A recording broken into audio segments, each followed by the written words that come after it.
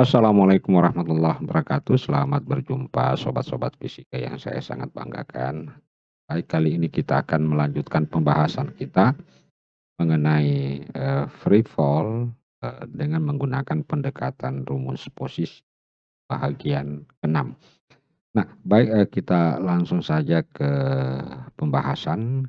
Namun demikian sebelum kita masuk ke pembahasan, maka saya akan memberikan gambaran dulu tentang sistem koordinat. Jadi sistem koordinat itu memiliki sumbu Y dan sumbu X.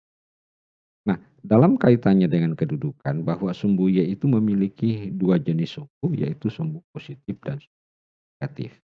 Nah, dalam kaitannya dengan free fall, biasanya sumbu X ini kita sebut sebagai kerangka acuan. Disebut sebagai kerangka acuan. Mengapa dikatakan kerangka acuan? Karena kerangka acuan adalah sesuatu di mana kita memulai mengukur. Ya. Nah, ada satu persyaratan apabila posisi yang diukur dari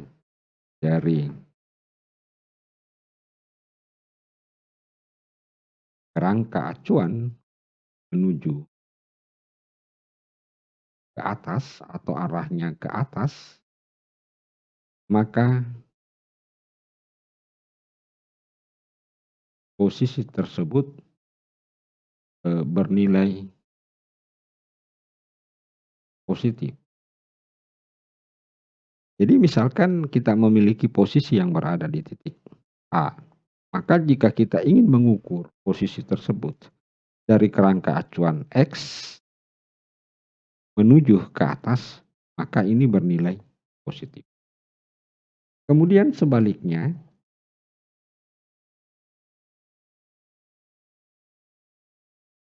jika diukur dari kerangka acuan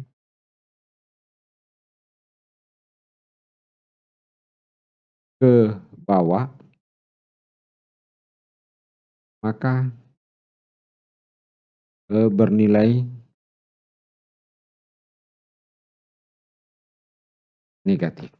Jadi misalkan kalau ada posisi berada di sini, kerangka acuannya berada di sini, maka kita ukur dari bawah, maka kita katakan arahnya ke bawah, maka ini bernilai negatif.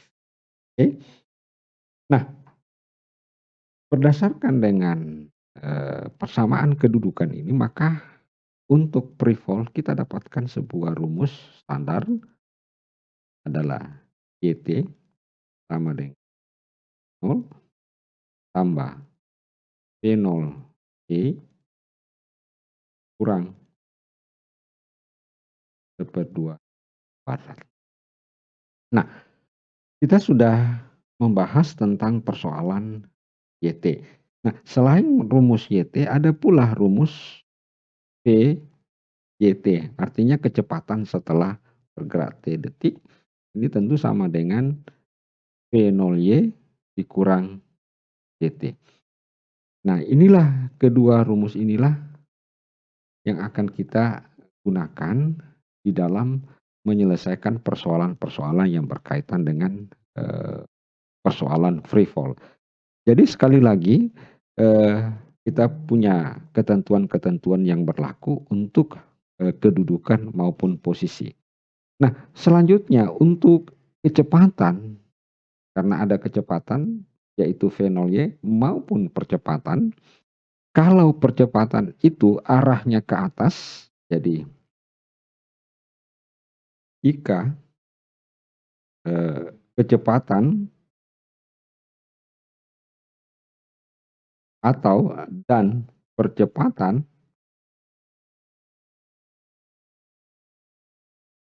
arah ke atas, maka bernilai positif. Ya. Dan sebaliknya, kalau arahnya ke bawah, bernilai negatif. Oke? Jadi kalau arahnya ke atas bernilai positif, sedangkan sebaliknya berarah ke bawah bernilai negatif yang berkaitan tentang kecepatan mau percepatan. Nah, itulah sebabnya kenapa di dalam persamaan satu nilai G adalah negatif. Mengapa demikian? Karena sudah menjadi satu ketentuan bahwa arah daripada percepatan gravitasi terhadap permukaan tanah ya itu selalu mengarah ke bawah. Makanya di persamaan satu maupun persamaan dua nilai G itu sudah tertentu nilainya negatif. Nah, baik sobat-sobat fisika yang saya banggakan, kiranya tidak cukup dengan berteori, saya akan menunjukkan beberapa contoh bagaimana menggunakan kedua persamaan ini di dalam menyelesaikan persoalan-persoalan tentang free fall. Nah, eee, yang pertama persamaan yang sangat klasik, yang sering kita temui. Jadi misalkan ada sebuah bola dilempar ke atas dengan kecepatan ya V0Y-nya sama dengan 10 ya, sama dengan kita tulis saja 10 meter per second. Nah, yang ditanyakan tentukan, T di udara, lamanya bola mengudara, kemudian tentukan kecepatan VYT, yaitu kecepatan saat menyentuh.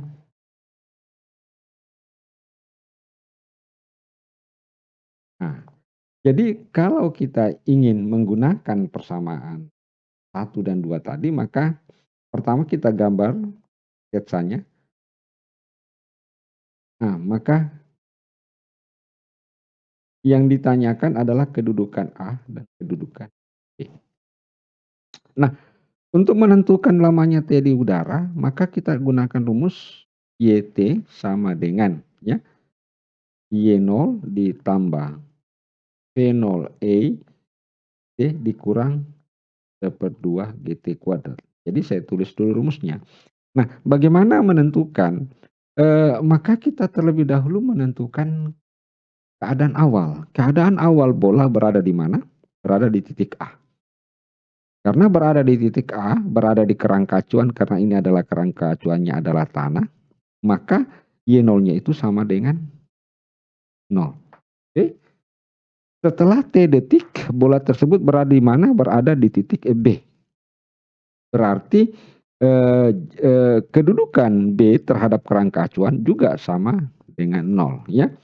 Nah, tentu arah V0Y-nya ke atas sudah betul, berarti sama dengan 10. Kemudian kita kali T, kemudian 1/2 kali 10 kali T kuadrat. Nah, sehingga kalau ini kita selesaikan, karena ini plus ini minus, maka kita dapatkan di sini adalah 5 ya. 5T kuadrat pindahkan ke kiri, ini 5T kuadrat, ini sama dengan 10T. Sehingga T-nya bisa hilang, maka T-nya sama dengan 10 bagi 5 sama dengan 2 detik. Jadi lamanya bola berada di udara adalah 2 detik. Nah, sekarang yang ditanyakan, berapa kecepatan bola pada saat menyentuh tanah? Berarti kedudukannya itu yang berada pada saat di titik B tersebut. Nah, tentu yang digunakan adalah 2 second juga. Sehingga kita dapatkan VYT, kita tulis dulu rumusnya, V0 dikurang GT, V0Y dikurang GT. Nah, V0Y-nya berapa? Sama dengan 10. Kurang. T-nya 10 dikali T sama dengan 2. Oke, berarti ini 10 dikurang 20 sama dengan berapa? Min 10 meter per second. Inilah kecepatan bola saat menyentuh tanah. Nah, mengapa ada tanda minus? Karena arah daripada kecepatan pada saat di B adalah ke bawah. Maka otomatis kelihatan bahwa kecepatan benda saat menyentuh tanah adalah min 10 meter per second. Oke, kita langsung saja ke pembahasan kedua. Nah, misalkan ini ada sebuah gedung. Gedung ini tingginya 15 meter.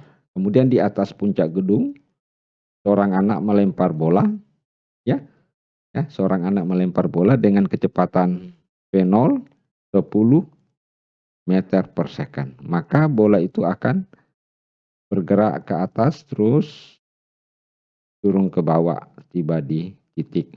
Nah, ini titik A, ini titik B, ya. Jadi eh, yang ditanyakan apa namanya?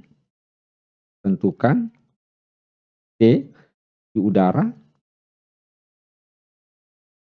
dan V saat menyentuh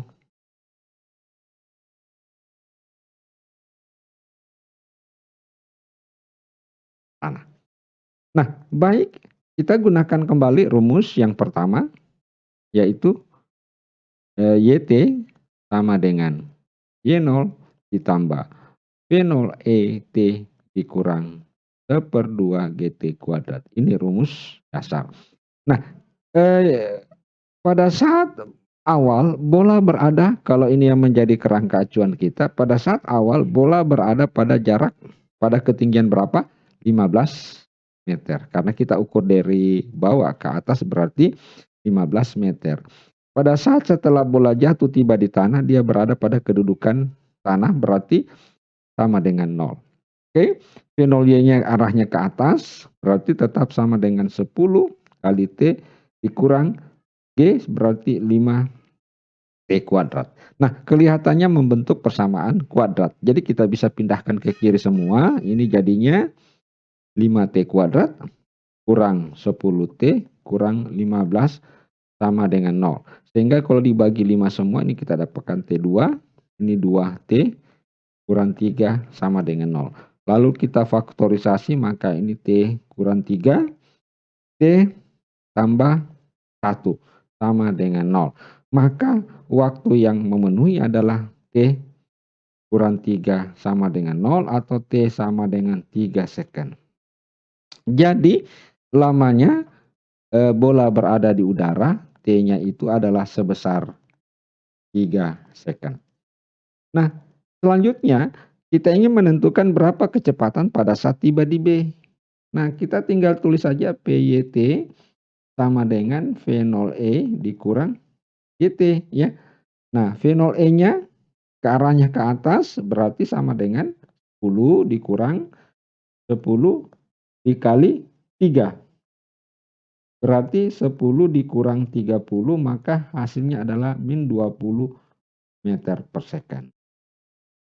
Maka kecepatan bola saat menyentuh tanah yaitu sebesar 20 meter per second. Oke, sudah bisa difaham sampai di sini. Nah, selanjutnya saya buat soal versi yang ketiga. Misalkan ada ketinggian bola, tingginya ini tidak diketahui, hanya diberi simbol H. Nah, ini tanah.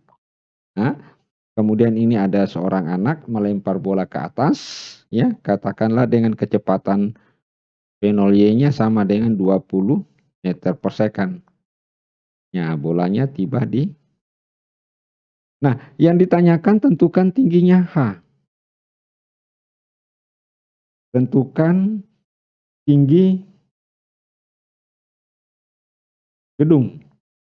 Maka tetap kita menggunakan rumus kedudukan YT sama dengan Y0 ditambah V0 ET dikurang 1/2 GT kuadrat. Nah, YT-nya ini setelah berakhir berada sama dengan 0. Ya.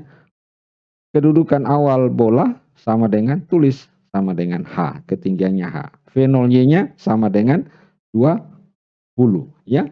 V0Y-nya sama dengan 20. V0Y-nya sama dengan 20. Nah, kemudian ini T dikurang 5 T kuadrat. Nah, sorry ada sedikit kesalahan. Ternyata jika diketahui lamanya bola berada di udara, lamanya bola berada di udara adalah 5 detik. Nah, harus ada lamanya bola berada di udara 5 detik. Sehingga kalau kita masukkan nilainya T 5 detik, berarti ini kali 5 dikurang 5 ya, 1/2 kali 10 kali 5 pangkat 2. Berarti di sini 0, ini H, ini sama dengan 5, 100, dikurang 5 kali 5 kali 5 berarti 125. Berarti H sama dengan 125, kurang 100 sama dengan 25 meter. Oke, jadi sekali lagi di sini ada kelupaan tadi, maka waktu total yang dibutuhkan bola berada di udara ya adalah 5 detik. Nah, dengan demikian kita sudah dapatkan lewat persamaan ini tinggi H itu adalah sebesar sejauh 25 meter. Oke, kalau ditanyakan berapa kecepatan bola saat menyentuh B pada menyentuh lantai atau tanah, maka kita bisa tuliskan VYT sama dengan V0 dikurang V0Y kurang CT. Nah, V0Y-nya sama dengan 20, CT-nya sama dengan 10, T-nya sama dengan 5, ya. Berarti 20 kurang 50 sama dengan min 30 meter per second. Nah, inilah kecepatan saat bola menyentuh tanah, arahnya ke bawah. Nah, baik sobat-sobat sahabat-sahabat fisika yang saya sangat banggakan, demikianlah penjelasan tentang bagaimana penggunaan persamaan kedudukan di dalam free fall. Semoga penjelasan yang ringkas ini memberikan manfaat bagi kita semua dan utamanya memberikan keberkahan ilmu di kita dalam dalam mempelajari materi fisika. Mohon maaf atas segala kekurangannya. Saya ucapkan sekian. Wassalamualaikum warahmatullahi wabarakatuh.